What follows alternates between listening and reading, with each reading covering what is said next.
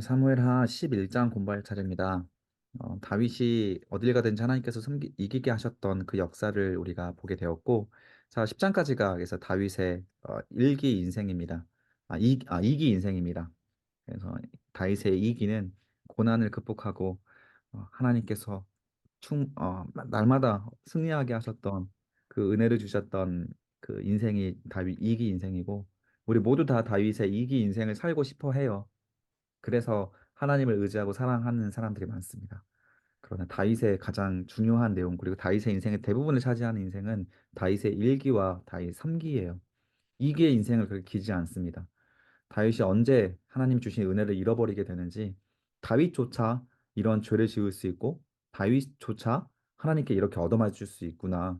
우리라고 죄를 안 지을 수 있는 것이 아니고, 우리라고 하나님께서 매를 안 드시는 건 아닙니다. 다윗의 이야기를 보면서 하나님을 좀 더 우리가 두려워할 수 있어야 되고 하나님을 사랑할 수 있어야 합니다. 1절 보겠습니다. 바세바와의 간음 사건, 유명한 사건이죠. 그 해가 돌아와 왕들이 출전할 때, 이때가 이제 팔레스타인의 전쟁은 주로 봄에 치러졌어요. 겨울에 내리던 비가 그치고 아직 남자들이 들에 나가서 곡식을 수확하고 있을 때가 되지 않았기 때문에 남자가 아직 잉여 인력입니다.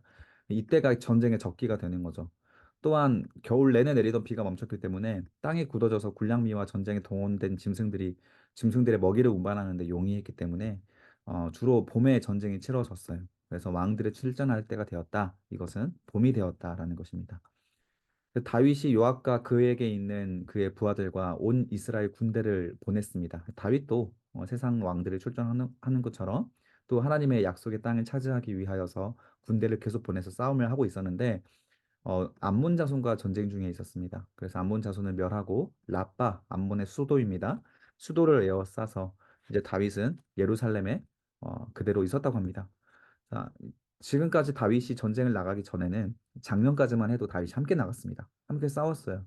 그런데 올해는 다윗이 나가지 않았고 예루살렘 성에 머물러 있었더라. 여기가 다윗에게 인생의 3기, 하나님께 얻어맞게 되는 시작점입니다. 다윗에게 무엇이 생겼어요? 다윗에게 시간이 생겼습니다. 시간.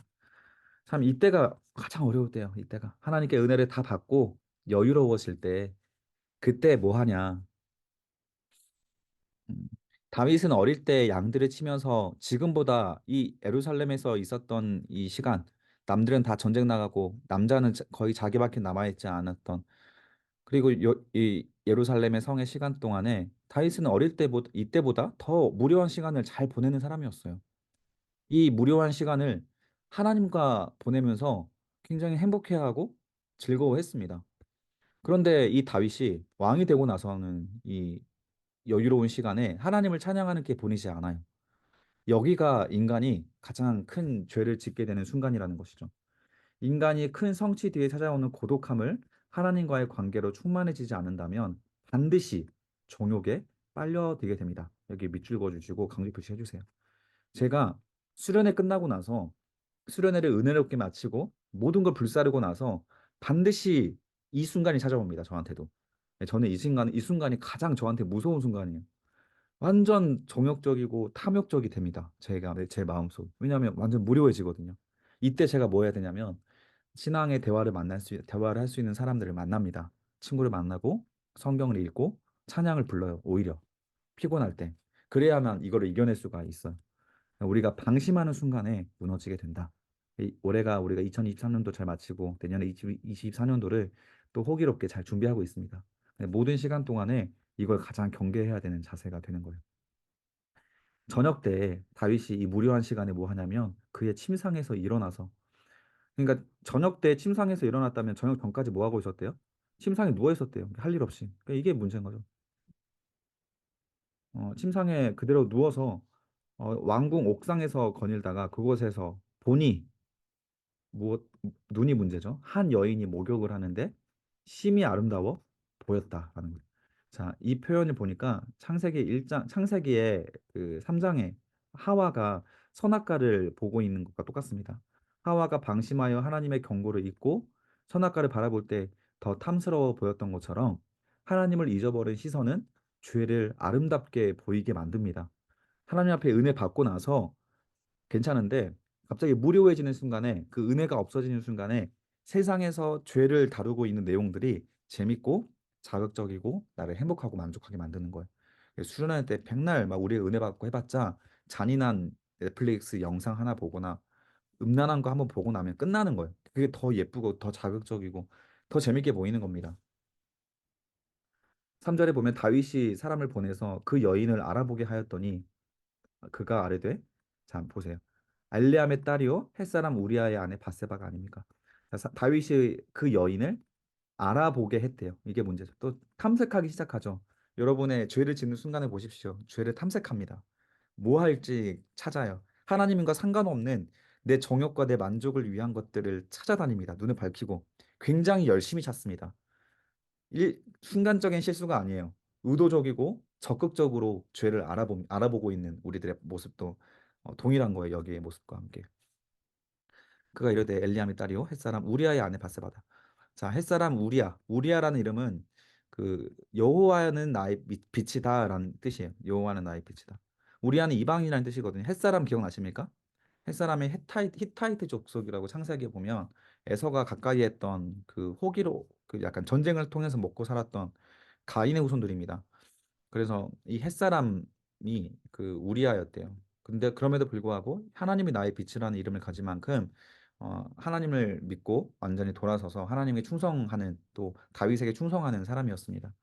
그 우리아의 아내 바세바가 이렇게 너무 예뻤던 거예요. 4절에 보니까 다윗이 전령을 보내서 그 여자를 자 분명히 우리아의 아내 바세바라고 말했죠. 유부녀라고 말했습니다.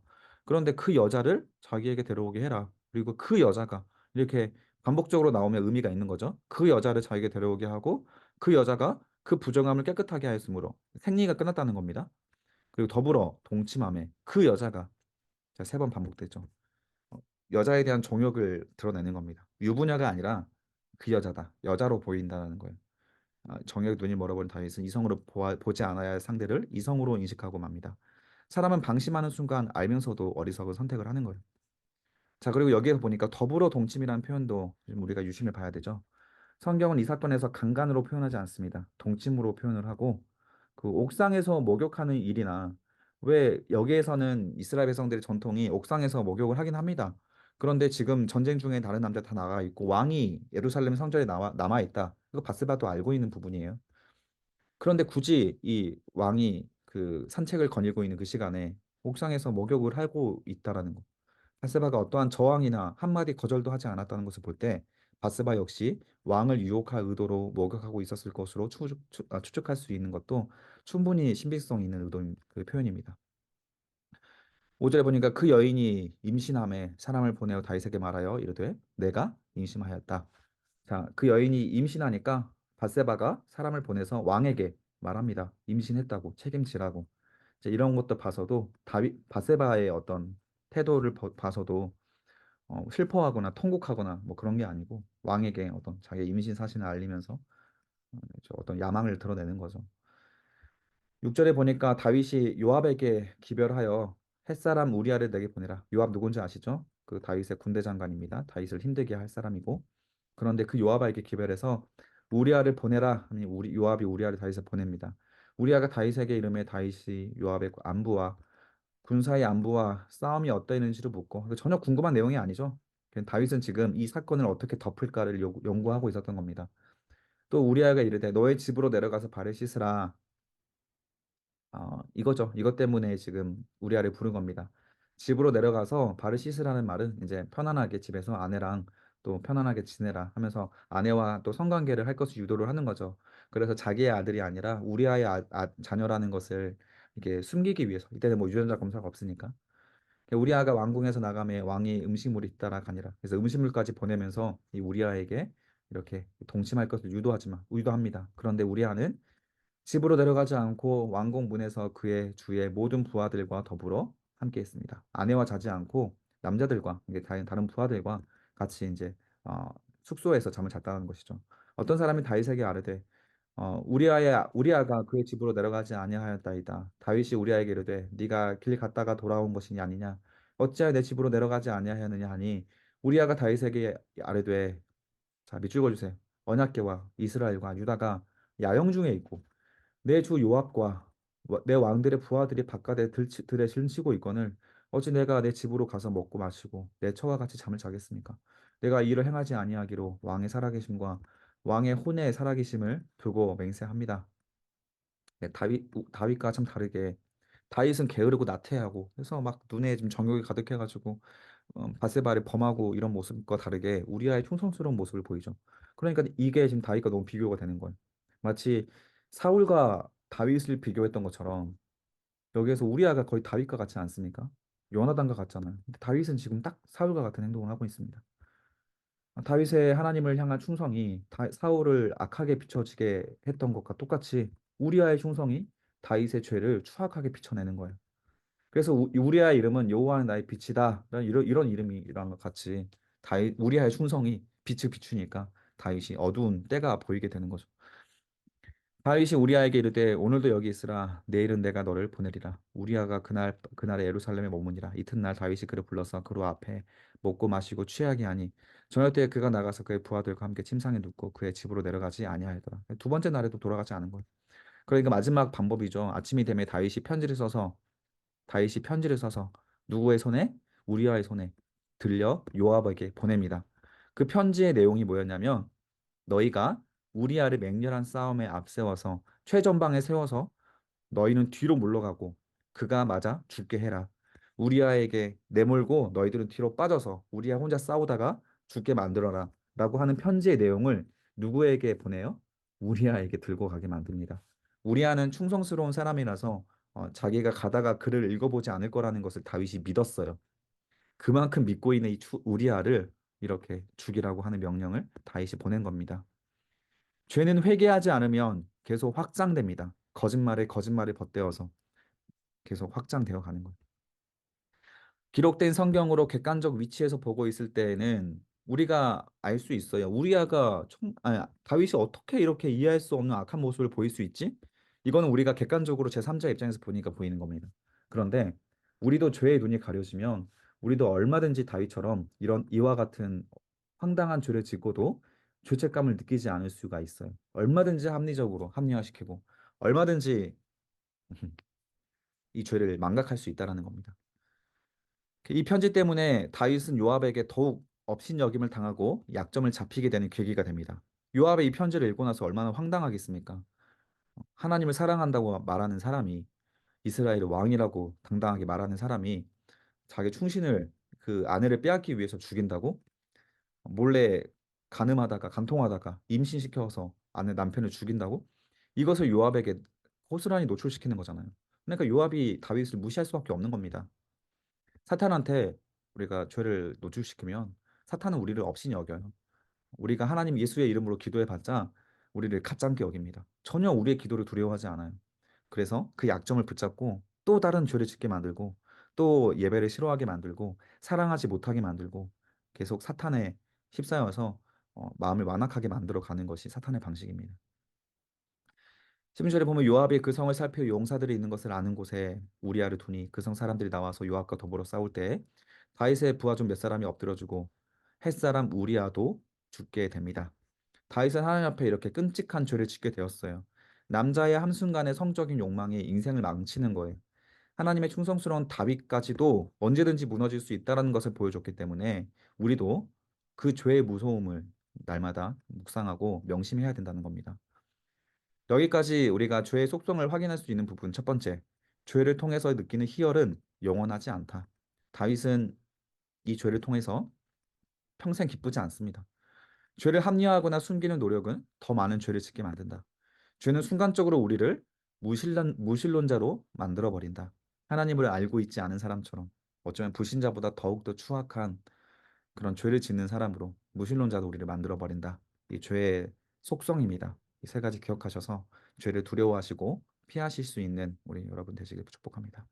18절 보면 요압이 사람을 보내서 그 전쟁의 모든 일을 다윗에게 보고할세. 그 전령에게 명령하여 이르되 전쟁에 있었던 일을 다 보고합니다. 우리아가 죽었습니다. 그때 다윗이 이렇게 말합니다. 전령에게 이르되 너는 요압에게 이같이 말하기를 이 일로 걱정하지 말라. 이 일로 걱정하지 말라. 이것을 지금 직역하면 이번 일이 너의 눈에 나쁜 일로 보이지 않게 하라라는 명령어입니다. 이 일로 걱정하지 말라. 이번 일이 너의 눈에 악하게 보게끔 보지 말아라라는 거예요. 나쁘게 보지 말아라. 그 이유가 뭐냐면 칼은 이 사람이나 저 사람이나 삼키지 않냐. 어차피 전쟁하다 보면 사람은 누군가 죽지 않냐. 그 성을 향하여 더욱 힘써 싸워 함락시켜라 하여 너는 그를 담대하게 하라. 자, 이 담대함, 그동안 다윗이 사용했던 표현과 너무 색깔과 속성이 다르죠. 죄가 다윗을 이렇게 참 무섭게 만든 겁니다. 16절입니다. 우리아의 아내는 그 남편 우리아가 죽었음을 듣고 그 남편을 위하여 소리내어 웁니다. 저자는 의도적으로 바세바의 슬픔으로 표현하지 않고 우리아의 아내라고 바세바의 이름을 기록하지 않고 우리아의 아내라고 말하죠. 그래서 마태복음 저자도 나중에 이제 예수님의 계보를 정리할 때 다른 여인들은 다 그 사람의 이름을 기록하는데 바세바가 예수님의 계보에 올라가거든요. 근데 그 계보에 바세바로 기록 안 하고 우리아의 아내로 기록을 합니다. 그래서 그 다윗이 죽고 나서 수백 년 뒤에 예수님께서 오시는데 그 시간 동안에 계속 그 바세바가 아니라 우리아의 아내로 기록을 하면서 다윗의 죄를 부각시키는 거예요. 27절에 보면 그 장례를 마침에 다윗이 사람을 보내서 그의 왕궁으로 데려오니 그가 그의 아내가 되어 그에게 아들을 낳으니라. 다윗이 행한 그 일이 여호와 보시기에 악하였다.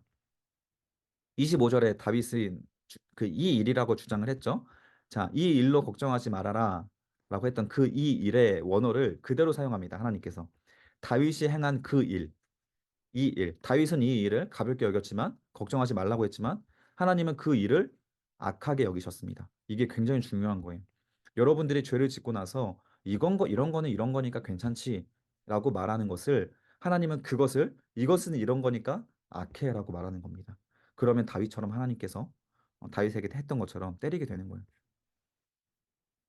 12장 넘어가겠습니다. 하나님께서 회개하지 않고 있던 다윗에게 나단을 통해 죄를 직면하게 만드십니다. 이때로부터 약 1년의 시간이 흘렀습니다. 1년 동안 다윗은 계속 승승장구했어요. 그 사이에 절대 패배하지 않았습니다. 그래서 다윗이 더 죄를 몰랐어요.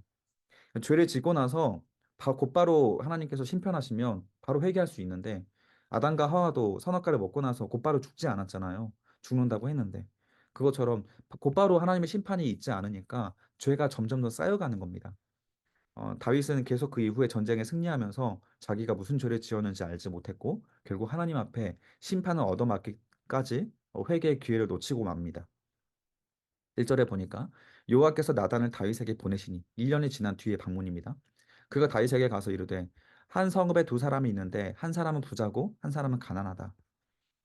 그 부한 사람은 양과 소가 심이 많으나 가난한 사람은 아무것도 없고 자기가 가서 기르는 작은 암양 새끼 한 마리뿐이었대요. 부자는 굉장히 많았고 가난한 사람은 이거 새끼 한 마리였대요.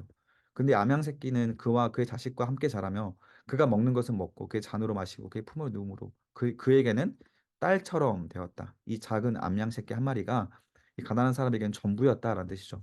그런데 어떤 행인이 그 부자에게 오며 부자가 자기에게 온 행인을 위하여 자기의 양과 속을 아껴서 잡지 않고 가난한 사람이 양 새끼를 빼앗아다가 자기에게 온 사람을 위하여 대접을 했다라는 거예요.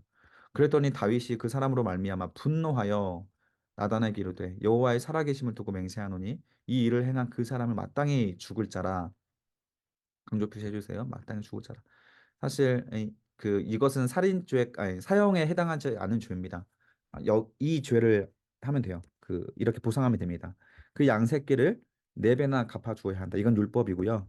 이것은 율법이 아닙니다. 그래서 다윗이 과장해서 이런 불의를 행한 사람에 대해서 분노를 했다라는 것이죠. 근데 이 말을 다윗이 고스란히 자기가 받게 되죠. 나단이 다윗에게 이르되 바로 당신이 그 사람입니다. 하나님 이스라엘 여호와께서 이와 같이 이르시기를 내가 너를 이스라엘 왕으로 기름 붓기 위하여 너를 사울의 소원에서 구원하고 너의 집의 주인의 집을 내게 주고 내 주인의 아내들을 너의 품에 품게 하고 밑줄 그어주세요. 너의 주인의 아내들이 누구죠? 사울의 아내들입니다. 당시에 고대 관습에서 정상적인 절차의 왕권 이양이 아닐 경우에 자신의 왕권을 확립하는 차원에서 공개적으로 선대 왕의 아내들을 범했습니다. 그래서 사울의 아내들을 다윗이 취했어요. 그것을 하나님께서 허락했다라는 것입니다. 그리고 이 법에 따라서 나중에 압살롬이 반역을 할 때 다윗의 아내들을 압살롬이 다윗의 아들이잖아요. 그러니까 자기의 어, 다른 이제 다윗의 자기 어머니들 배다른 어머니들이죠. 그 어머니들을 왕궁의 옥상에서 강간을 합니다. 나중에 16장에 나오거든요. 그것도 이런 고대 관습을 따라서 이렇게 한 거예요. 야, 이것이 하나님 앞에서 어떻게 평가되는지를 말하고 있는 게 아니고 다윗이 잘했다 못했다가 아니라 다윗은 얼마든지 너의 성욕을 풀기 위한 아내들이 많았다라는 겁니다. 그럼에도 불구하고 다른 아내 없이 다 한 사람만 사랑하고 있었던 그 우리아의 아내를 빼앗아서 네가 너의 성욕을 채웠다라고 하는 것에 대해서 하나님께서 분노하였다는 것입니다. 구절에 보면 그러한데 어찌하여 네가 여호와의 말씀을 업신이 여기고 나 보기에 악을 행하였냐. 자, 다윗의 행위는 하나님을 업신이 여기는 것이었습니다. 내가 칼로 햇사람 우리아를 치되 암몬 자손의 칼로 죽이고 그의 아내를 빼앗아 너의 아내로 삼았다. 이제 네가 나를 업신이 여기고 햇사람 우리아의 아내 빼앗아 아내로 삼았은즉 칼이 너의 집에서 영원토록 떠나지 아니하리라. 자, 여기에서도 성경의 그 사무엘 상하의 주제가 그대로 반영이 되죠. 존존 멸경입니다. 하나님은 존중히 여기는 자를 하나님 존중히 여기시고 하나님을 멸시하는 자를 하나님이 경멸하는 겁니다. 하나님을 멸시했기 때문에 업신이 여겼기 때문에 다윗이라 할지라도 하나님께서 다윗에게 심판을 내리십니다. 칼이 너의 집에서 영원토록 떠나지 아니하리라. 그래서 다윗의 이제 후대에 이제 다윗의 아들부터 시작해서 항상 왕자의 난이 일어나고 다윗이 죽은 뒤에도 그 남유다는 항상 이렇게 피해 보복들이 일어나게 되었습니다. 11장 25절에서 칼은 이 편도 죽이고 저 편도 죽인다. 이렇게 다윗이 말했잖아요. 그래서 다윗은 전쟁하다 보면 서로 우리도 죽고 상대방도 죽는다. 이렇게 말하면서 합리화시켰던 그 말을 그대로 이제 하나님께서 적용하셔서 그래? 그럼 칼이 너의 집을 영원히 치도록 만들어 줄게라고 하는 거예요. 그래서 다윗의 첫째 아들 암논은 셋째 아들 압살롬에 의해서 죽게 되고 바세바에게 낳은 솔로몬은 넷째 아들 아도니아를 살인합니다. 자, 그래서 항상 다윗의 집안에 칼이 있게 만든 거예요.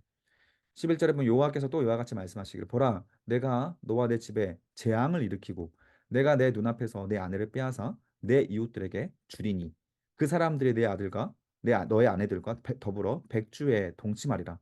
네가 그 바세바를 범했던 것처럼 너의 이웃들이 그래서 이게 이제 나중에 압살롬을 통해서 이 말이 성취가 되게 되죠. 사람들이 보는 앞에서 왕궁에서 다윗의 아내들이 어, 다윗의 아들에 의해서 강간을 당하게 되는 끔찍한 치욕스러운 일을 겪게 됩니다. 자, 여기까지 봤을 때 그 하나님께서 다윗에게 주셨던 한 가지 약속이 혹시 저번 주에 기억나십니까? 다윗이 하나님을 향하여서 성전을 드리겠다라고 나는 이렇게 백한문 궁에 살고 있는데 하나님은 저렇게 허름한 성막에 살고 있으니 하나님 위해서 성전을 짓고 싶습니다라고 했을 때 하나님의 그 마음을 너무 기뻐하셔서 다윗에게 한 가지 약속을 하셨죠. 내가 너의 왕위를 영원히 이루도록 해줄게. 너의 왕위는 영원히 보존될 거야. 그렇게 하나님이 축복하셨거든요. 약속하셨거든요. 그런데 지금 보니까 하나님께서 너의 집이 재앙이 영원히 너의 집에 있을 것이다라고 재앙이 영원토록 떠나지 않을 것이라고 하나님께서 그 축복을 저주로 덮어버리십니다. 그러면 다윗의 첫 번째 주셨던 그 약속이 취소되는 것이냐? 그것이 아니에요. 다윗은 영원한 약속이 하나님의 성취가 이루게 됩니다. 예수 그리스도 통해서 성취가 이루어지게 되고 이 저주도 그대로 성취가 됩니다. 그래서 하나님의 약속은 사라지지 않아요. 끊어지지 않습니다. 그러나 그 심판도 끊어지지 않고 사라지지 않습니다. 여러분들이 예수를 믿었다고 고백하고 예수님이 하나님의 자녀가 되잖아요. 하나님께서 구원을 여러분에게 끊지 않으십니다. 그것이 하나님 주신 약속이거든요. 이게 복음이고 약속이에요. 그러나 하나님의 징계는 여러분들이 죄를 지을 때마다 항상 어김없이 여러분들의 삶을 고통스럽게 만들고 가시로 만들고 힘들게 만들어서라도 하나님 앞에 회개하고 반드시 천국 갈 수 있도록 하나님께서 책임져 이끌어 가신다는 거예요. 그래서 죄가 있다면 빨리 회개하는 게 좋습니다. 더 막 얻어맞기 전에. 그래서 회개가 곧 복음이다. 내가 이 땅을 더 하나님 앞에 심판으로 살아가지 않고 축복으로 살아갈 수 있게 만드는 그런 어, 장치가 바로 회개다. 다윗은 그 회개의 기회를 잊어버렸기 때문에 1년 동안 이 죄를 쌓아서 이렇게 심판을 받게 됩니다. 그러나 다윗의 장기가 있죠. 이런 말을 들었을 때 곧바로 깨닫고 회개하는 겁니다. 이게 바로 사울과 다른 다윗의 모습이죠. 13절입니다. 다윗이 나단에게 이르되 내가 여호와께 죄를 범죄하였노라. 하매 다윗이 다윗에게 말하되 여호와께서 당신의 죄를 사하셨다. 자, 여기가 아마 이렇게 한마디로 끝나지 않았을 겁니다. 다윗은 회개 이렇게 하지 않아요. 이때 지은 시편이 51편이거든요. 시편 51편. 나중에 이거 끝나고 나서 시편 51편 읽어보십시오. 다윗이 어떻게 하나님 앞에 회개하는지. 여기서 침상이 썩어지도록 회개합니다. 눈물을 흘리면서. 그 회개를 보고 나서 다윗이 나단이 다윗에게 말하되 하나님께서 당신의 죄를 사하셨다. 그래서 우리가 죄를 지으면 하나님 앞에 그 회개하고 나서 용서를 받습니다. 그러나 이 저주가 사라지냐? 사라지지 않습니다. 14절 이 일로 말미암아 여호와의 원수가 크게 비방할 거리 없게 하셨다. 또 여기 하이라이트 해주세요. 여호와의 원수가 누굽니까? 사탄이잖아요. 사탄이 하나님 앞에 상소하고 하나님 앞에 일러 바칠 수 있는 비방할 거리를 없게 하셔서 하나님이 굉장히 곤란해지셨다라는 거예요.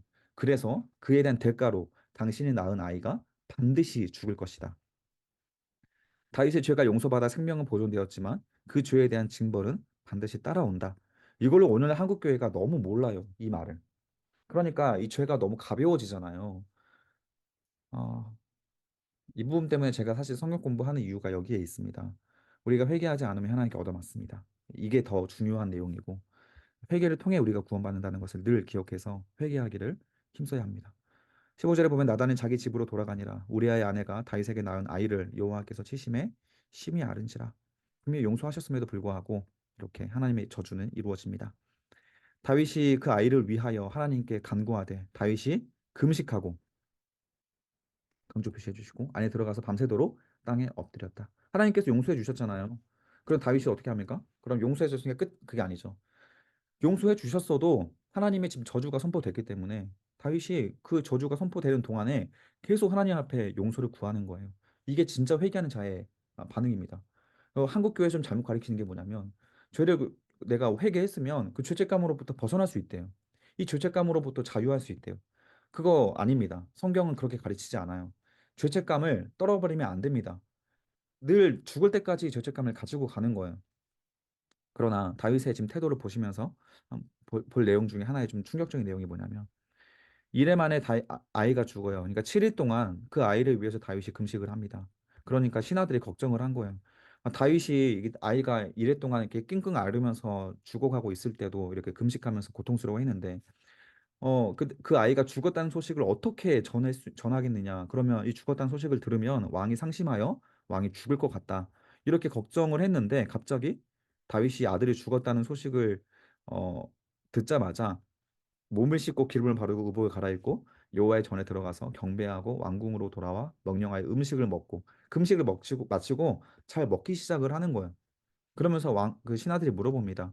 그 아이가 살아있을 때는 그를 위하여 금식하고 울고 있더니 죽은 후에도 일어나서 잡수시니 이 일이 어찌 됩니까? 할 때 다윗이 뭐라고 말하냐면 내가 금식하여 운 것은 혹시 여호와께서 나를 불쌍히 여기사 강조 표시해 주세요.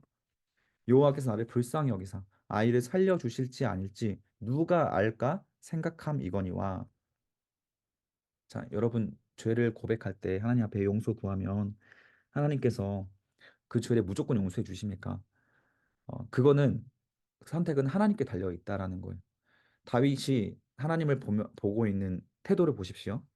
하나님의 아이를 살려주실지 아닐지. 하나님 눈치 보고 있죠. 그러니까 하나님을 사랑하는 사람은 하나님을 이용하지 않습니다. 내가 죄 지었어도 하나님 기도하니까 용서해 주시겠지. 이게 아니고, 이 죄가 하나님께서 용서해 주실지 안 해주실지도 의심하는 거예요. 그러니까 내가 할 수 있는 한 최선을 다해서 하나님께 회개하는 겁니다. 그러니까 우리는 죄를 너무 가볍게 생각하니까 무조건 용서해 준다고 배우니까 죄가 자꾸 이렇게 쉽게 기도하고 기도도 가벼워지는 거예요. 결국 그렇지 않습니다. 하나님의 은혜는 당연하지 않아요. 당연해지는 순간에 은혜가 아니에요. 당연하지 않으니까 은혜인 겁니다. 그래서 이 부분들을 잘 기억하셔서 날마다 하나님 앞에 간절히 기도해서 오늘 밤 자기 전에도 잠은 성경에서 죽음과 같거든요. 오늘 하루를 죽음으로 잘 마치셔야 합니다. 그래서 눈을 떴을 때 당연한 내일이 아니라 눈을 떴더니 하나님 심판대에 있을 수도 있어요. 오늘 하루를 어떤 죄를 지었는지 잘 회개하고 날마다 회개하고 주무셔야 돼요. 그래야 하나님께서 내 죄를 용서해 주실지 아닐지 하나님께 맡기고 나는 하나님 앞에 내일은 오늘보다 더 나은 내일을 살아가겠습니다. 그렇게 아랠 수가 있다라는 것이죠. 자, 24절에 보면 다윗이 그의 아내 바세바를 위로하고 그에게 돌아가 그와 동침하였더니 그가 아들을 낳음에 그 이름을 솔로몬이라 하니라. 그때 똑바로 하이라이트 해주세요. 너무 중요한 본문이 나옵니다. 여호와께서 그를 사랑하사. 자, 하나님께서 다윗이 그의 아내를 위로하고 다시 동침해서 아들 낳았는데 두 번째 아들이 솔로몬이고 우리가 알고 있던 그 지혜의 왕 솔로몬입니다. 그리고 다윗의 왕위를 이어갈 솔로몬이에요. 그랬더니 하나님께서 그를 사랑하셨다. 아니 바스바는 죄의 아내잖아요. 죄로 비롯된 아내잖아요. 그런데 다윗이 이렇게 하나님 앞에 회개하고 나서 그 죄가 하나님께서 은혜로 되고 나서는 그 은혜로 낳은 그 아들 솔로몬은 하나님의 축복의 아들이라는 거예요. 회개가 얼마나 중요한지 아시겠습니까? 회개를 통해 하나님께서 용서하시면 그 다음에 축복이라는 거예요. 회개가 있지 않은 축복은 다 어불성설이고 내 마음에서 만들어낸 그냥 어떤 합리화와 또 자기 야망일 뿐입니다. 하나님은 회개 뒤에 항상 축복을 주신다. 회개가 온전히 이루어지고 나서 하나님의 은혜로 그 회개가 받아지고 하나님께서 용서해 주실 때 그 진실한 회개 뒤에 하나님은 축복해 주신다. 회개라고 하는 거는 죄의 자리를 완전히 떠나는 겁니다. 죄를 반복하지 않는 거예요. 내 죄를 알고 겸손한 겁니다. 그게 진짜 회개한 사람의 반응이에요. 우리가 성경 공부하고 이 성경 공부를 통해서 우리가 배워야 될 것은 겸손함이에요. 이거대로 하지 않은 사람은 정죄하고 그게 아니고 내 죄가 보이는 사람은 남을 비판할 수 있는 여유가 없습니다. 내가 지금 하나님 앞에 얼마나 큰 죄인인지가 보이기 때문에 내 죄 하나 해결하기도 벅차요. 남의 눈, 시선 의식하지 말고 내가 하나님 앞에 온전한 회개를 할 수 있도록 노력해야 하나님의 사랑하심을 받을 수가 있다라는 겁니다.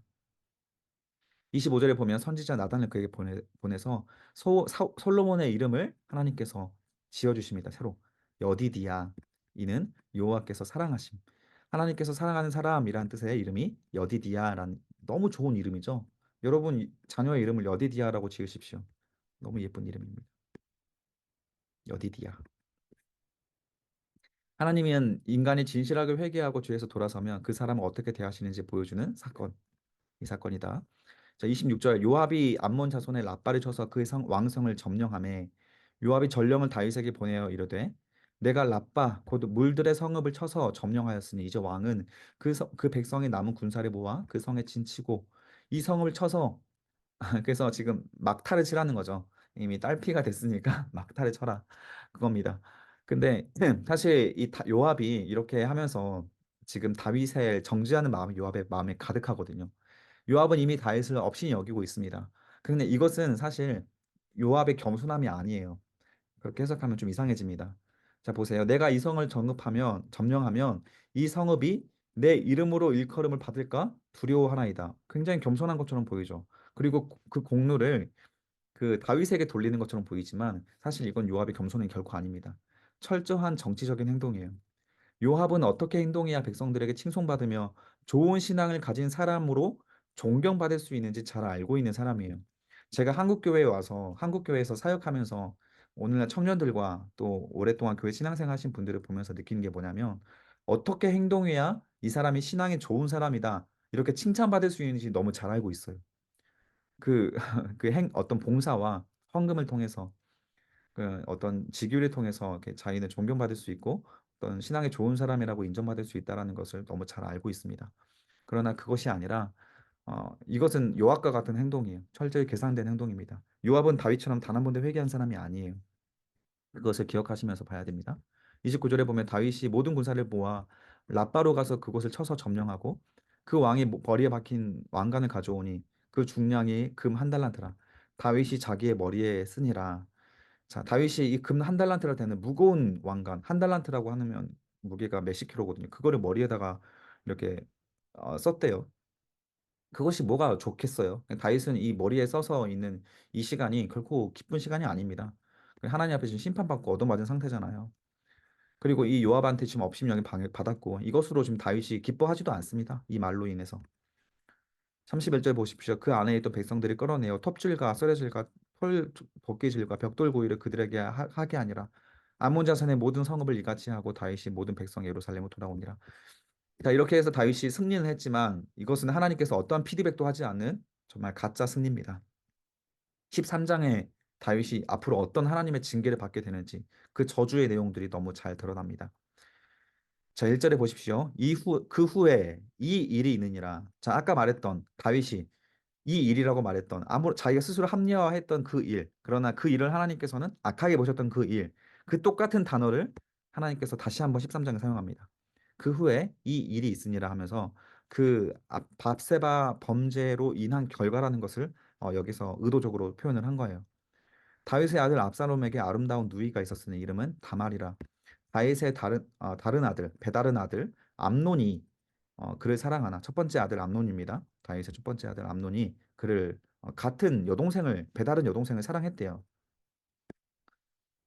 어, 그는 처녀이므로 어찌할 수 없는 줄을 알고 자 그래서 같은 이제 가족이니까 어떻게 할 수 없잖아요. 그래서 그것으로 인해서 그 우울화로 인하여 상사병에 걸려버립니다. 그랬더니 암논에게 요나답이라고 하는 나쁜 놈이 있었어요. 친구가 있었는데 이 나쁜 친구가 있는데 그래서 여러분 친구 사귀는 게 굉장히 중요합니다.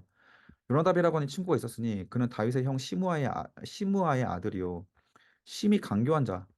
자, 그가 암논에게 이르되 왕자여 당신은 어찌하여 나날이 이렇게 파리하여 가느냐. 이 상사병 때문에 살이 빠져가는 거예요. 그래서 내게 말해주지 않겠느냐 하니 암논이 속 사정을 말합니다. 그래서 내 아우 압살롬의 누이 다말 자기 여동생을 사랑한다. 그랬더니 요나단에게 말하되 침상에 누워 병든 채 하다가 너의 아버지가 너를 보러 오거든 너는 그에게 말하기를 내 누이 다말이 나에게 와서 내게 떡을 먹이되 내가 보는 데서 떡을 차려 그의 손으로 먹여 주게 하옵소서. 이렇게 다윗에게 요청을 하라는 거예요. 아버지한테 여동생을 보내서 자기 좀 병간호로 좀 해달라고 하라고 하는 겁니다. 그래서 암논이 곧 누워서 병든 채 하고 있다가 다윗이 와서 그렇게 말하니까 실제로 여동생에게 이렇게 병간호를 하게 해달라고 다윗에게 요청을 하는 거예요. 다윗은 뭐 아무 의심은 안 했겠죠. 그랬더니 7절에 보니까 다윗이 사람을 보내서 다말에게 그렇게 요청을 합니다. 가서 오라버니 좀 병간호 좀 해라. 그때 다말이 오라버니 암논의 집에 이름에 그가 누워서 있더라. 다말이 밀가루를 가지고 반죽하여 그가 보는 데서 과자를 만들고 그 과자를 굽고 그 냄비를 가져다가 그 앞에 쏟아 놓아도 암논이 먹기를 거절하고 암논이 이르되 모든 사람을 내게서 나가라. 주변 사람은 다 몰립니다. 나는 다 그를 떠나 나갑니다. 암논이 다말에게 이르되 음식물을 가지고 침실로 돌아와라. 내가 너의 손에서 먹으리라. 나에게 음식 좀 먹여달라는 것이죠. 다말이 자기가 만든 과자를 가지고 침실로 들어가서 그의 오라버니 암논에게 이르러 그에게 먹이려고 가까이 가지고 갈 때에 암논이 그를 붙잡고 이르되 나의 누이와 와서 나랑 동침하자 하는지라. 그가 그에게 대답하되 아니다. 내 오라버니여 나를 욕되게 하지 말아라. 이런 일은 이스라엘에서 마땅히 행하지 못할 것이니 이 어리석은 일을 행동하지 말아라. 근친상간 율법에서 언급하는 행동입니다. 레위기에서 공부했죠. 신명기도 나옵니다. 내가 이 수치를 지니고 어디로 가겠느냐? 너도 이스라엘에서 어리석은 자 중에 하나가 되리라. 이제 청하건대 왕께 말하라. 그가 나를 내게 주시기를 거절하지 아니하시라. 다말이 아버지에게 말해라. 그래서 우리가 아버지가 허락하에 정식으로 결혼할 수 있게 해달라. 우리가 배다른 자녀기 때문에 그래도 아버지가 허락하지 않겠느냐라고 말하면서 사실 이거 허락하지 않을 내용입니다. 절대. 그래서 그럼에도 불구하고 다말은 자신이 할 수 있는 모든 논리로 암논을 설득해 보려고 하지만 그렇게 해서 최악의 범죄를 피해 보자고 노력을 하는데 음, 그 이미 정욕으로 눈이 덮여버린 암논에게 들리지 않죠. 자, 다윗에게 아무런 한변도 하지 않았던 바세바와 대조되는 장면입니다. 바세바도 충분히 이렇게 말할 수 있었죠. 왕이시여 범죄하지 마소서 이렇게 말할 수 있었지만 바세바는 그냥 조용히 동침했습니다. 자, 암논이 그의 말을 듣지 않고 다말보다 힘이 셈으로 억지로 그와 동침했습니다. 그래서 강간했다 표현이죠. 그리고 암논이 그를 심히 미워하니 이제 미워하는 마음이 밑줄 그어주세요. 미워하는 마음이 전에 사랑하는 사랑보다 더한지라. 자, 정욕으로 인하여 강간을 했더니 갑자기 이 다말이 굉장히 더럽게 느껴지는 거예요. 그러면서 다말을 미워하는 마음이 생겼는데 사랑하던 마음보다 더 심한 미운 마음이 생겨서 그에게 이르되 일어나 가라라고 명령을 하는 거예요. 그랬더니 다말이 이르되 옳지 않다. 여기서 나를 쫓아보내는 것은 지금 나를 범하는 그 행위보다 더 큰 악이다. 하되 암논이 그를 듣지 않고 그가 부리는 종을 불러 이 계집을 내게서 이제 내보내고 문빗장을 지르라. 자, 율법은 남자가 처녀를 욕보이면 그녀와 결혼해야 합니다. 절대로 이혼할 수 없어요. 이 출애굽기에 나와 있는 율법이에요. 그러나 이제 암논은 책임지지 않고 그냥 다말을 내보내 버립니다. 그때 다말이 이때 채색 옷을 입었으니 출가하지 아니하는 공주는 이런 옷으로 단장하는 법이었다. 다말이 재를 자기 머리에 덮어쓰고 그의 채색 옷을 찢고 손을 머리 위에 가서 크게 울부짖어 통곡합니다. 그랬더니 그의 오라버니 압살롬이 이 말을 듣게 됩니다. 압살롬이 성격이 불같은 사람이거든요. 그래서 너의 오라버니 암논이 너와 함께 있었느냐? 그러나 그는 내 오라버니니 누이야 지금은 일단 잠잠하고 가만히 있어라. 근심하지 말아라. 내가 반드시 복수할 것이다라고 말하는 거예요.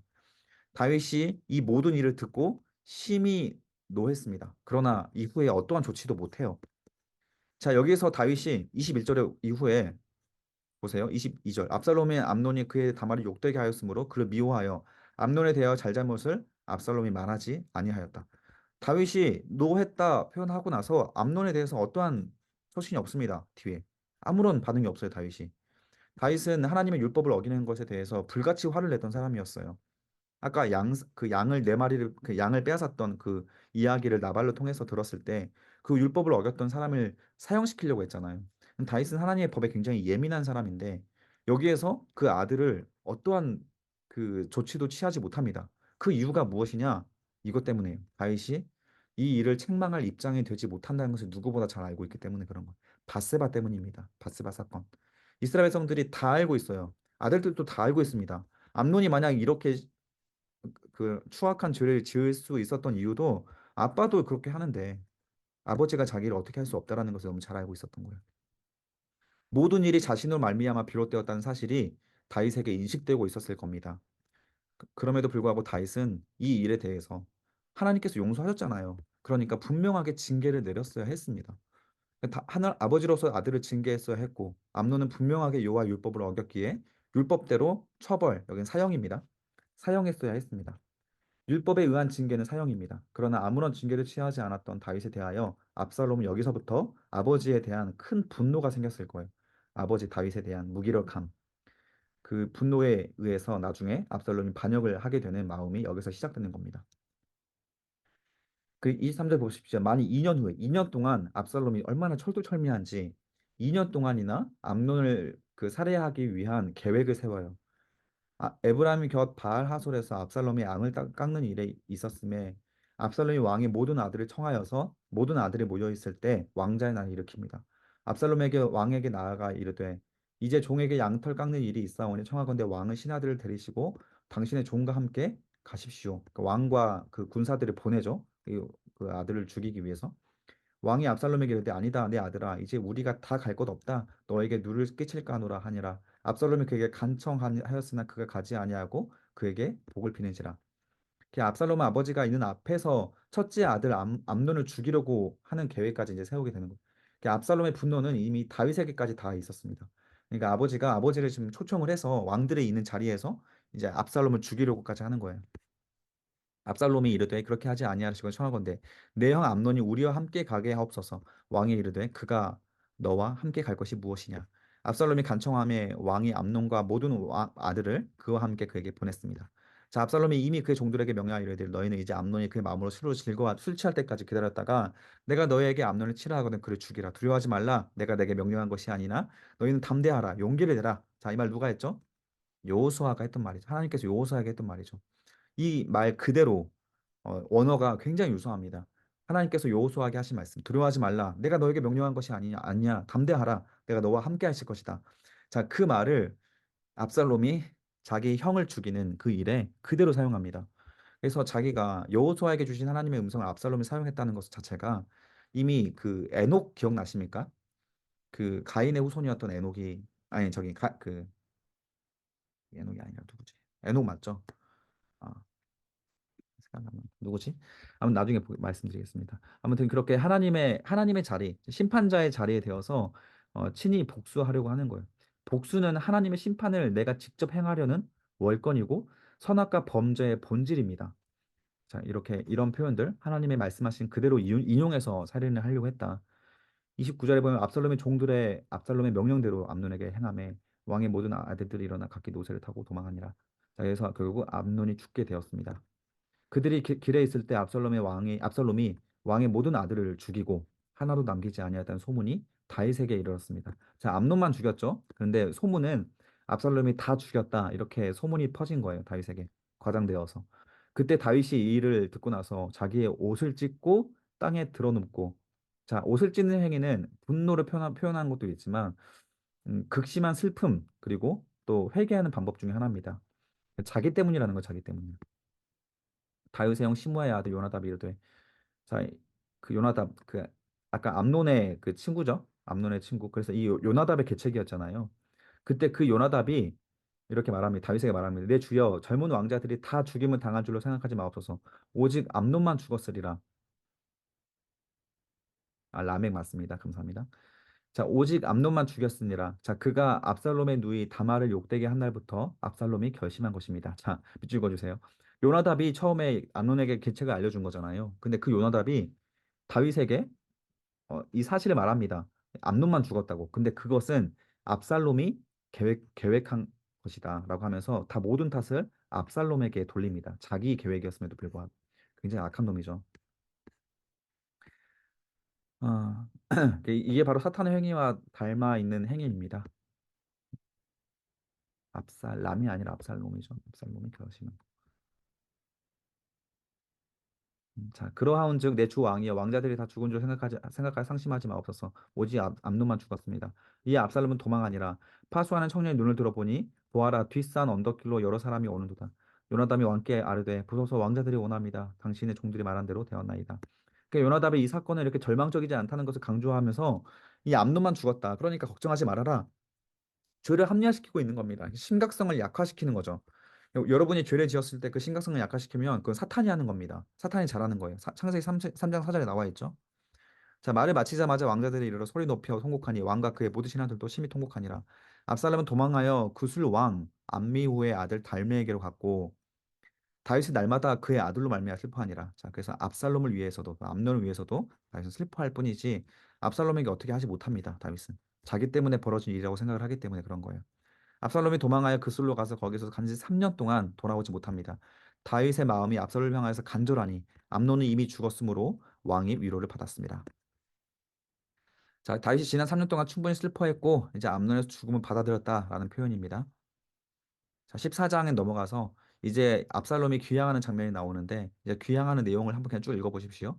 요압이 주도합니다. 요압은 정치꾼이기 때문에 그 다윗이 그 왕이 압살롬에게 향하는 줄 알고 이 압살롬을 데려오면 그 요압이 어떤 다윗에게 도 인정받고 그 추앙받을 수 있다라는 것을 좀 알았기 때문에 압살롬을 데려올 수 있는 계략을 세우는데 이렇게 이런 방법으로 세웁니다. 그냥 쭉 한번 읽어보십시오. 음. 결국 다윗이 귀향을 허락하게 되고요. 이제 그런데 그 3년 만에 이제 압살롬이 돌아오거든요. 그럼에도 불구하고 그 압살롬의 얼굴을 보지 않습니다. 그리고 나서 좀 시간이 좀 지나서 온 이스라엘 가운데 압살롬 같이 아름다움으로 크게 칭찬받은 자가 없었으니 그는 발바닥부터 정수리까지 흠이 없는 자다. 자, 이러면서 이제 압살롬에 대한 칭찬이 갑자기 생겨나기 시작을 하는데 이 갑자기 성경 저자가 압살롬을 칭찬하기 시작합니다. 근데 그 칭찬의 내용이 외모 겉모습이 흠잡을 데 없이 완벽한 압살롬이었다는 것뿐입니다. 그런데 이제 그가 2년 동안이나 형제 살인을 계획한 만큼 치밀한 사람이었다는 이 부분을 이제 독자가 읽으면서 생각을 하겠죠. 그래서 아름다움으로 칭찬받는 자가 없다. 외모를 보고는 우리가 결코 사람을 판단할 수가 없는 겁니다. 자, 이제부터 나타나는 압살롬의 기행을 주목해야 합니다. 26절에 보면 그의 머리털이 무거움으로 열말마다 깎았다. 자, 머리숱이 굉장히 많았대요.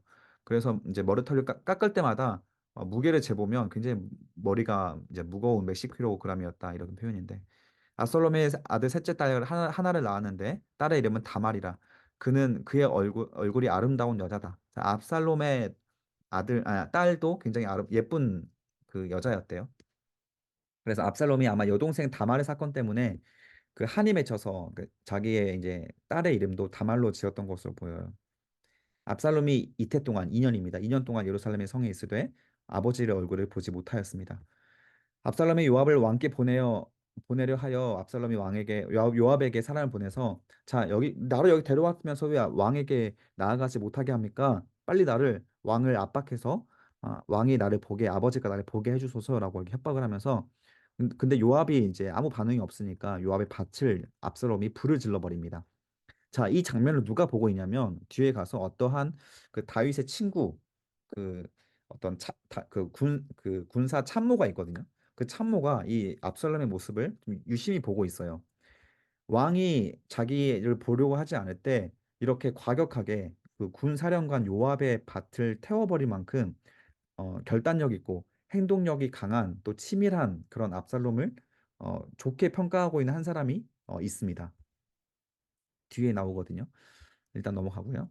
그리고 나서 이제 요압이 왕을 압박해서 요압을 압살롬을 보게 만듭니다. 이제 요압은 이제 왕 그 다윗을 업신 여기고 있기 때문에 요압이 왕께 나아가서 압살롬 만나게 합니다. 그래서 둘이 이제 강제로 화해를 하게 되죠. 자, 이때 다윗 5년 만에 아버지의 모습을 봤는데 압살롬이 큰 충격에 빠져요.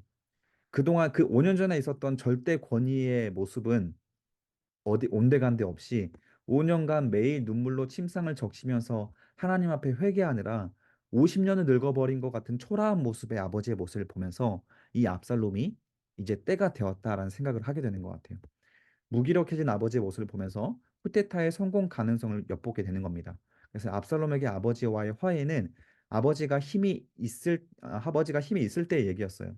그런데 힘이 빠진 무기력한 아버지는 더 이상 두려운 존재가 되지 않았기 때문에 15장에서 곧바로 압살롬은 반역을 준비하고 실행에 옮기게 됩니다. 자, 그 후에 압살롬이 자기를 위하여, 그 후라고 말하는 것은 아버지를 본 후입니다. 자기를 위하여 본격적으로 이제 그 쿠데타를 준비하면서 병거와 말들을 모으기 시작하면서 후위병 50명을 준비합니다. 자, 그리고 압살롬이 일찍 일어나 뭐 하냐면 어떤 사람이든지 송사가 있어 왕에게 재판으로 청하러 올 때에 그러니까 다윗이 재판을 하려고 올 때 그 사람을 불러서 이제 그 사람에게 아부합니다. 그래서 압살롬이 그에게 이르기를 보라 너의 일이 옳고 바르다마는 너의 송사를 들을 사람이 왕께서 세우지 아니하셨다 하고 또 압살롬이 이르기를 내가 이 땅에서 재판관이 되고 누구든지 송사나 재판할 일이 있어 내게로 오는 자에게 내가 정의 베풀기를 원하노라 하고 사람이 가까이 와서 그에게 절하를 하면 압살롬이 손을 펴서 그 사람을 붙들고 입을 맞춥니다. 자, 어떤 장면인지 보십시오. 6절에 이스라엘 무리 중에서 왕께 재판을 청하러 오는 자마다 압살롬의 행함이 이와 같아서 이스라엘 사람들의 마음을 압살롬이 훔치니라. 다윗에게 재판받으러 오고 있는 사람들을 불러가지고 그 사람들에게 더 좋은 송사를 해줍니다. 그리고 그 사람이 와서 압살롬에게 엎드리려고 하면 그 사람은 붙들고 일어나는 거. 아유 무슨 절하냐고. 나는 당신은 단순히 위해서 이렇게 한 거니까 우리 이렇게 친하게 지내자고 하면서 압살롬이 최대한 이렇게 자기 편을 만들어가는 겁니다. 사람을. 이런 처세술 누가 잘했냐면 사울이 잘했습니다. 사울. 그러니까 사울도 성경에서 외모와 처세술에 대해서는 굉장히 칭찬하잖아요. 그래서 사람들의 인기가 많았습니다. 압살롬은 딱 그런 사람이었다라는 것을 보여주고 있는 장면이에요. 대부분의 사람들은 외모에 주목합니다. 사무엘까지도 외모에 흔들렸잖아요. 그런데 성경은 이 장면을 통해서 계속 중심을 보시는 분, 하나님은 중심 보시기 때문에 우리도 중심을 바로 세워야 한다라는 점을 우리가 강조하고 있는 장면입니다. 자, 그리고 본격적으로 7절에부터 이제 반역이 일어납니다. 4년 만에 압살롬이 왕께 아뢰되 내가 여호와께 서원한 것이 있사오니 내가 헤브론에 가서 그 서원을 이루게 하소서라고 하면서 압살롬이 이제 헤브론을 떠나겠다고 왕에게 아버지에게 허락을 받습니다. 그래서 헤브론으로 가게 되는데 이 압살롬 정탐을 이스라엘 모든 지파 가운데 두루 보내어 이르기를 너희는 나팔 소리가 듣거든 곧 말하기를 압살롬이 헤브론에서 왕이 되었다 하라. 자, 헤브론 어떤 장소인지 기억이 나십니까? 헤브론이 다윗이 왕이 되었던 자리예요. 7년 6개월 동안 다윗이 먼저 남유다에서 왕이 되었는데 유다의 그 수도가 헤브론입니다. 그 헤브론으로 그 압살롬이 가는 이유는 다윗의 모든 정치의 근간이 헤브론에 있기 때문에 그런 거예요. 헤브론을 장악하면 그 예루살렘은 자연스럽게 자기에게 넘어오게 될 것이다. 이것을 잘 알고 있었던 겁니다. 그래서 그때 청함을 받은 200명이 압살롬과 함께 예루살렘에서 헤브론을 내려갔으니 그들은 압살롬이 꾸민 모든 일을 알지 못하고 그저 따라가기만 한 사람들이었대요. 압살롬이 또 그다가 이제 50명뿐만 아니라 그 다윗에게 이렇게 허락을 받아서 다윗 편에 있었던 사람 200명까지 함께 가는 거예요. 아마 이제 주요 관직들을 가지고 있었던 장교들이나 어떤 관직자들일 겁니다. 공직자들. 그 사람 200명을 압살롬이 함께 데려가는데 그 사람들은 지금 압살롬이 반역을 일으키기 위해서 따라가는지도 모르고 다윗의 중직들이 압살롬과 함께 헤브론을 가다 보니까 진짜 그 압살롬이 헤브론에서 왕이 되었구나. 다윗의 중직들이 다 압살롬과 함께 있으니까 이걸 속이기 위해서 압살롬이 이렇게 200명을 데려간 겁니다. 그리고 제사 드릴 때 압살롬이 사람을 보내서 다윗의 모사 길롯 사람 아히도벨 강조 표시해 주세요. 이 아히도벨이 아까 말했던 압살롬을 유심히 살펴보고 있었던 다윗의 친구 이스라엘의 군 참모입니다. 머리가 굉장히 똑똑한 사람이에요. 그의 성읍길로 청하여 온지라 반역하는 일이 커져가매 압살롬으로 돌아오는 백성들이 많았다. 자, 이 아히도벨이 압살롬 편에 반역한 일에 동참하는 일은 결정적인 일이었어요. 왜냐하면 다윗의 친구이고 이스라엘의 2인자라는 사실을 모든 사람들이 알고 있었고 200명의 공직자들이 함께하고 있었기 때문에 압살롬 편에 붙는 사람들이 점점 많아지면서 이 쿠데타가 성공할 수밖에 없게 돌아가는 겁니다. 자, 이 아히도벨의 반역을 다윗이 들었을 때 시편 55편에 보면 이렇게 말합니다. 재미있게 정사를 의논하여 함께 예비하던 나의 가까운 친구가 나를 배신했다. 나의 마음이 심히 아프다. 이런 표현이 있거든요. 이 친구가 이 아히도벨을 상징하는 것으로 보고 있습니다. 자, 여기서 아히도벨은 다윗의 이렇게 가까운 친구였는데 이 유력한 참모가 압살롬 반역에 가담한 이유가 무엇일까요? 두 가지 추측이 가능해요. 첫 번째는 압살롬과 같은 이유일 겁니다. 자, 압살롬이 본 다윗은 아무 결단력이 없는 무기력한 모습이었어요. 자녀들의 기행적인 악행을 처벌하지 못하는 왕으로서 공의가 사라진 무기력한 모습에 아이도벨이 크게 실망한 것으로 보입니다.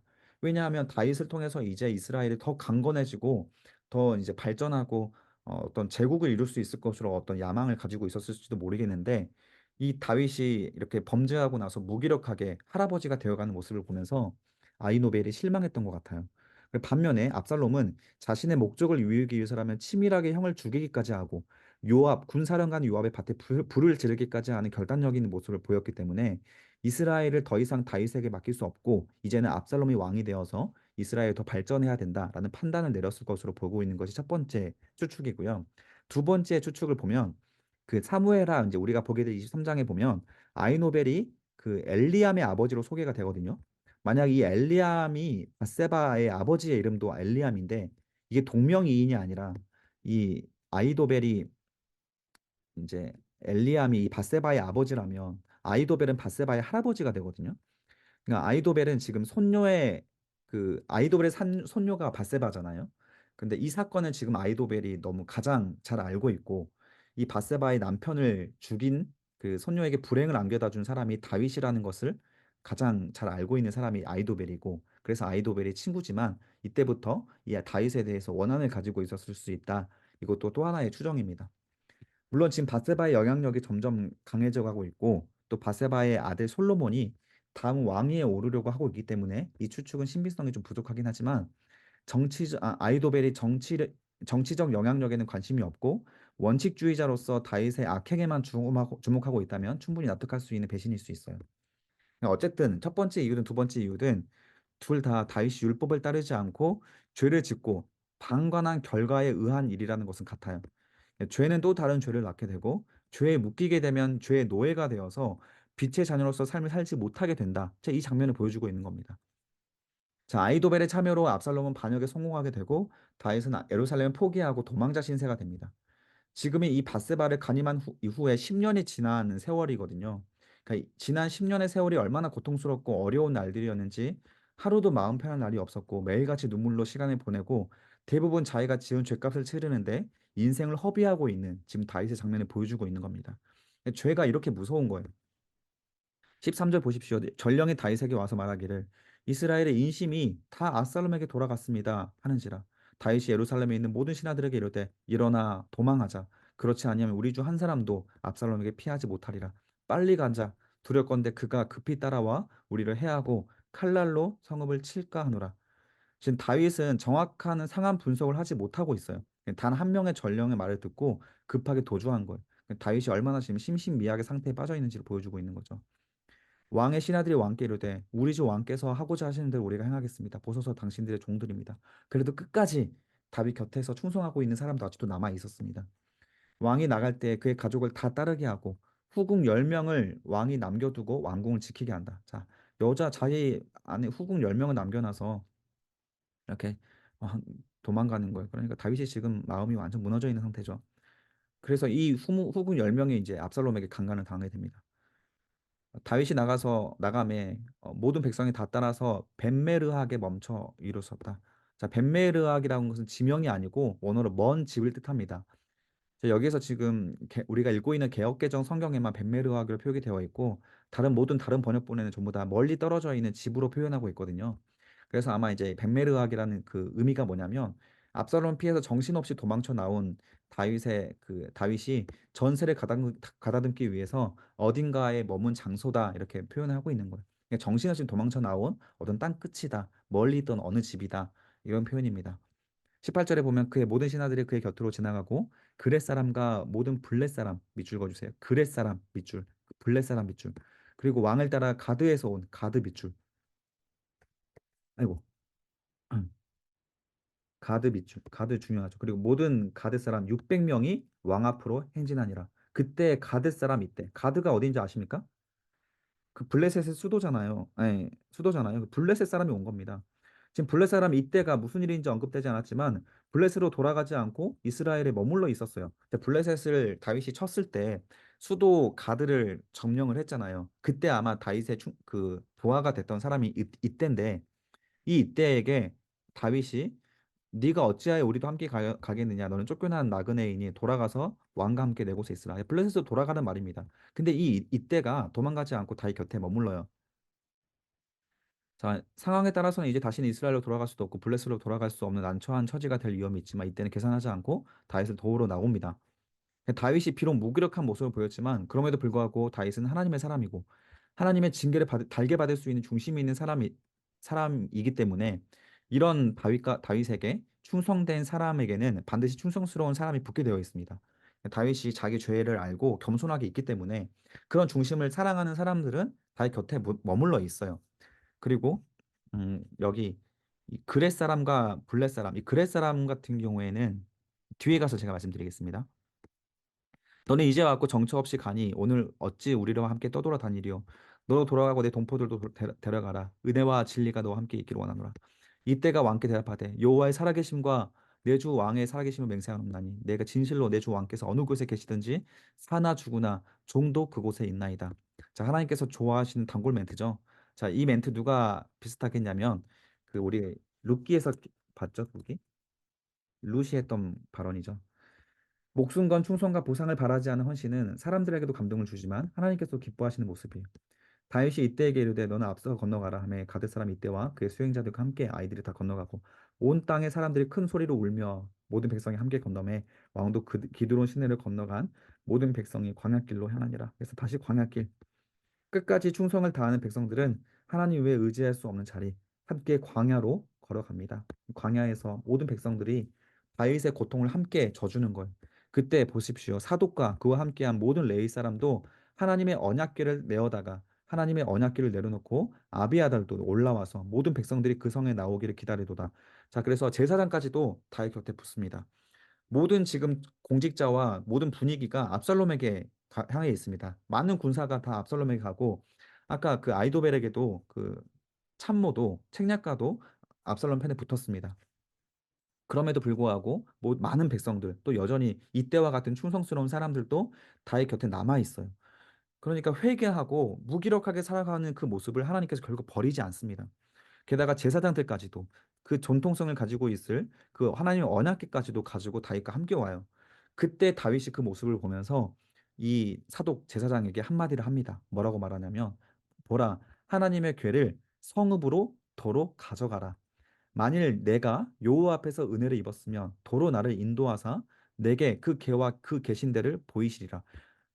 그러나 그와 같이 말씀하시기를 내가 너를 기뻐하지 아니하신다 하면 종이 여기 있사오니 강조 표시해 주세요. 선이 여기시는 대로 내게 행하시옵소서.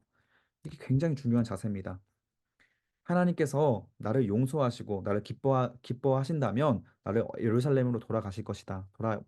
돌려 보내실 것이다. 그러나 나를 하나님께서 여기서 미워하시고 나를 심판하신다면 하나님 종이 여기 있습니다. 나를 죽이소서.